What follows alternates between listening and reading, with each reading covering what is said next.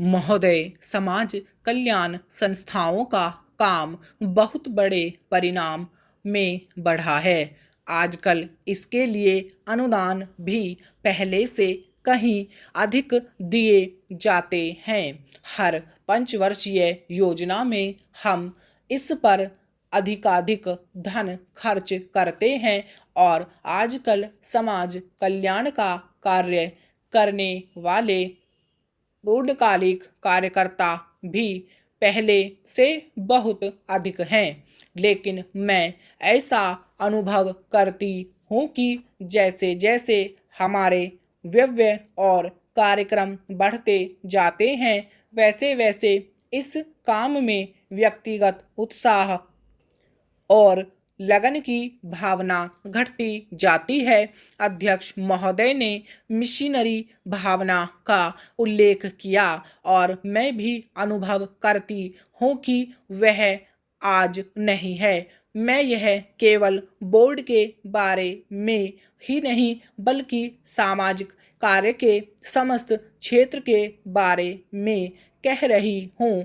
फिर स्वेच्छा सेवा प्रयास भी कुछ कम होते जा रहे हैं।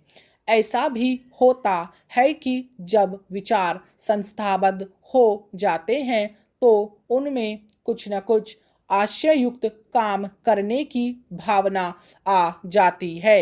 यह मनुष्य का स्वभाव है, किंतु सारे सामाजिक कार्य का लक्ष्य तो उसी संवेदन के अभाव और निस्वार्था पर संदेह के परिणामों से लड़ना है, जिसकी प्राय मानव स्वभाव कहकर अनदेखी कर दी जाती है। मैं जानती हूँ कि जिस मिशनरी भावना से काम शुरू किए जाते हैं उनको बाद में उसी तरह बनाए रखना हमेशा संभव नहीं होता, लेकिन बेहतर संगठन खड़ा हो जाने के बाद समस्याओं को बेहतर हल निकालने चाहिए।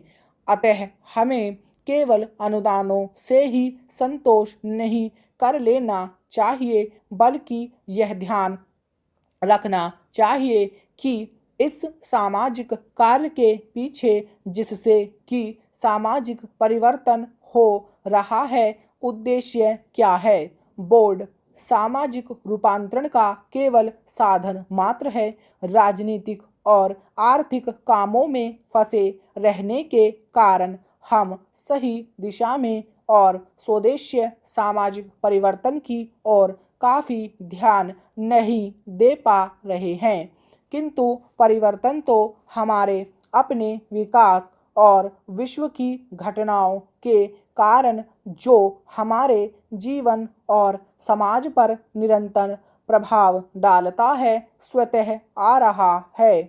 हमारे होनहार युवक और युवतियां संसार के घटना चक्र से निरंतर प्रभावित हैं और कहीं भी कुछ होता है तो वह हमें भी अवश्य छू जाता है। लेकिन परिवर्तन का इस प्रकार केवल उपोत्पाद के रूप में या अप्रत्यक्ष रूप में आना पर्याप्त नहीं। हमारी अपनी अनेक समस्याएं हैं जो हमारे अनुभव की दृष्टि से विशेष प्रकार की हैं।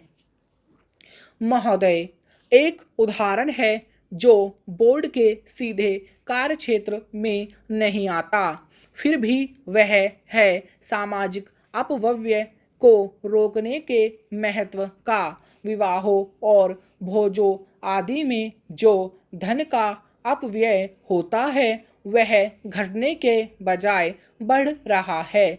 विकास से जिन लोगों को लाभ पहुंचा है वे दूसरों पर अपनी सफलता का रोब गांठना चाहते हैं। दहेज का विरोध जो कुछ समय पहले काफी ज्वलंत प्रश्न था, अब पीछे पड़ गया है। यद्यपि यह कुरीति आज भी उसी तरह जीवित है। अस्पृश्यता के बारे में आज कानून मौजूद है, लेकिन आज भी बहुत से स्थानों पर यह बुराई फैली हुई है। लोग इसे सरकार पर नहीं छोड़ सकते कि वह इसे हटाने के लिए कदम उठाए। इसके लिए तो उन्हें स्वयं कुछ न कुछ करना होगा। विशेष रूप में समाज कल्याण के क्षेत्र में केवल सरकारी कार्रवाई पर्याप्त नहीं हुआ करती। जनता और सरकार दोनों को मिलकर एक दूसरे का हाथ मजबूत करना चाहिए और पूरे अधिकतम सहयोग से काम करना चाहिए। अपने कार्यक्रमों को पूरा करने के अतिरिक्त समाज कल्याण संगठनों को भी अंधविश्वासों से लड़ने और लोगों में तर्कसंगत दृष्टिकोण अपनाने की ओर ध्यान देना चाहिए। समाज सेवी संस्थाएं दैनिक जीवन में वैज्ञानिक चिंतन को लोकप्रिय बनाने के लिए बहुत कुछ कर सकती है। जाति या समाज के नाते हम लोगों को स्वास्थ्य और शिक्षा की ओर कहीं अधिक ध्यान देने की आवश्यकता है। इसके लिए आवश्यक है सही वातावरण, आदतें और सामाजिक दृष्टि, ताकि हमें अपने व अपने आसपास के लिए उचित सफाई, बेहतर पोषाहार और स्वास्थ्य की सुविधाएं प्राप्त हो सकें। सफाई के बारे में हमारा कुछ अजीब दृष्टिकोण है। हम अपने घर की तो सफाई करते हैं, पर कूड़ा करकट दरवाजे पर ही डाल देते हैं। आज स्वयं तो रोज नहाते हैं, पर हमारी सड़क या गली गंदी है जिसकी तनिक भी चिंता नहीं करते। बड़े शहरों में और उन इलाकों में भी जहां पढ़े लिखे और खाते पीते लोग रहते हैं, कूड़ा करकट जमा रहता है और कोई इसकी परवाह नहीं करता। स्पष्ट रूप से यह स्त्रियों की संस्थाओं और समाज कल्याण संगठनों का काम है।